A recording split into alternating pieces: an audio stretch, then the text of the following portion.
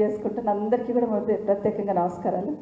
నిజంగానే బతుకమ్మ ఆడుతున్నప్పుడు చిన్నప్పుడు మాతో పాటు మా అన్నదమ్మలు కూడా ఉదయం నుండి మాతో పార్టిసిపేట్. అందరికీ నమస్కారం.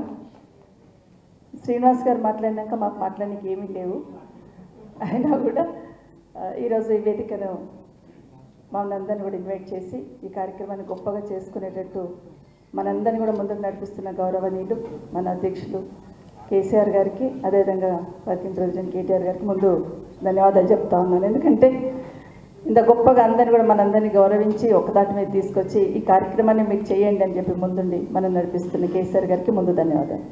ఈ సభకు అధ్యక్షత వహించిన ఉమా గారికి, అదేవిధంగా ఈ కార్యక్రమాన్ని కూడా కోఆర్డినేట్ చేసిన మన పద్మా దేవేందర్ రెడ్డి గారికి, వారికి కూడా ప్రత్యేకంగా ధన్యవాదాలు తెలియజేస్తా ఉన్నాను. అందరిని కూడా ఇక్కడ పిలిచినందుకు.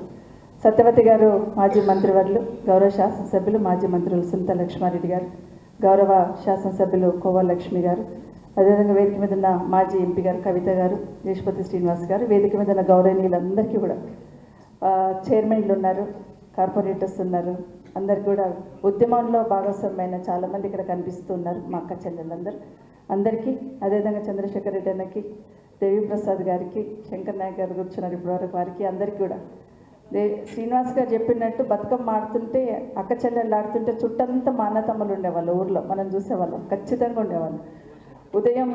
కాబట్టి మళ్ళొకసారి గుర్తు చేసుకుంటున్న అందరికీ కూడా ప్రత్యేకంగా నమస్కారాలు.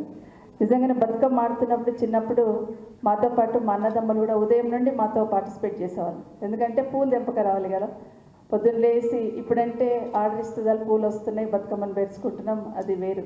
కానీ అప్పుడు చిన్నప్పుడు ఊర్లలోకి వెళ్ళి ఎప్పుడెప్పుడు హాలిడేస్ వస్తాయో, ఎప్పుడెప్పుడు బతుకమ్మను పేర్చుకుందామా, వెళ్ళాలనే ఆలోచన చిన్నప్పుడు ఉండేది. గ్రామంలో ఉన్న అందరికీ తెలుసు. అయితే ఉదయం పూలు తెంపక రావాలంటే